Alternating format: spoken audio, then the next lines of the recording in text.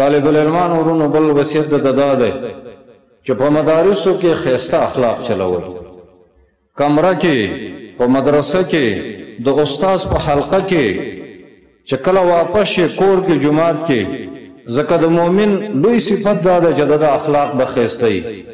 او طالب العلمانو جګړې ونه کوي، بد اخلاقي ونه کوي، ځکه بد اخلاقي د هیچا سره ښه نه ښکاري، خو د صاحب علم سره بیخي ښه نه ښکاري.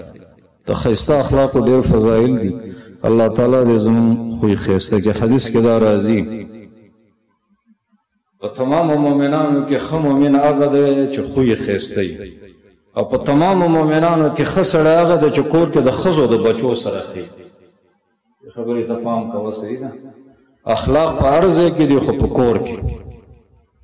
او دا ګوره زمونږ کمزورتیا ده چې مونږ بار ډېر ښه یو، کور کې بغیر د کنځلو د جګړو نه زمونږ بل کار نشته. نو زمونږ نبي دا ویلي دی الله تعالی دې زمونږ مدد وکړي. ښه سړی هغه دی چې کور کې ښه.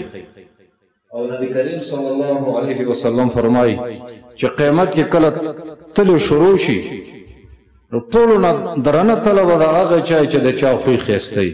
نو ملګرو غوسه کېږو به نه، او د سختې خبرې جواب به په نرمۍ سره ورکوو، خبرې به پستې پستې کوو، ځکه زیات بد اخلاقي د ژبې سره تعلق ساتي، او زیات ښایسته خوی چې دی نو دا د ژبې سره تعلق ساتي. زمونږ مشهور امام ابن مبارک هغه د ښایسته خوی معنی کوي چې ښایسته خوی دې ته وایي چې طلاقة الوجه، چې د سړي مخ پراخی، د مینې محبت په انداز د مؤمنانو سره ملاویږي. دویم وبذل المعروف، چې د خلکو سره ښه کوي. څلورم وکف الاذى، چې چا د ضرر نه رسوي.